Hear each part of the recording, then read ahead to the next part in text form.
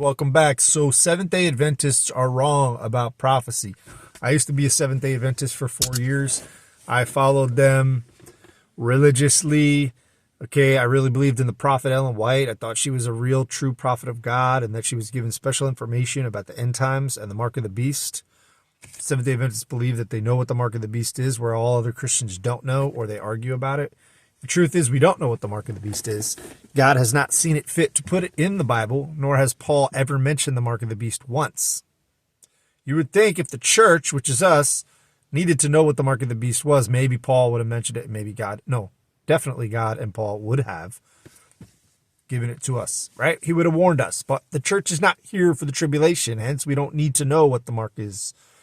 When the tribulation saints in the world is here for the tribulation, they will see what the mark is. It'll be very obvious, and we will see. They will see what then. They don't want to take it, right? So you want to stay away from the mark of the beast. It's going to land you up in the lake of fire, okay? We don't want to take that if you're here. If you're part of the church, you will be raptured up before you see all this, okay? So the mark of the beast is not the Sunday law, which is what the Seventh-day Adventists teach, okay? There's nothing wrong with going to church on Sunday. There's nothing inherently wrong. Paul is very clear about that, right? Some person esteems one day more than another. Okay, we can worship any day. We can worship every day. So worshiping on Sunday is not bad. There's nothing sinful about it. Okay, I understand the history of Sunday and Sabbath. I believe that the Seventh-day Adventists are wrong about some of that history. From my understanding, Christian church, early church did worship on Sunday. They also worshiped on Sabbath because you had a lot of Gentile Christians and a lot of Jewish Christians. Okay. So the Jewish Christians for sure were worshiping on Sabbath. I don't think they would have changed their day.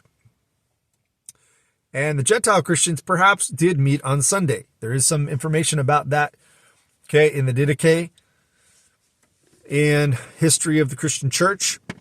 That is the day that Jesus was seen. He actually rose on Saturday night, right? He was crucified on Wednesday night. 3 days, 3 nights, which means he rose Saturday night. The Bible says that early on Sunday morning, he was already gone from the grave. So he didn't actually rise on Sunday morning, but he appeared to everybody on Sunday morning. So perhaps the early Christians met on Sunday. Again, there's nothing inherently wrong with that. So from my understanding, those two went on for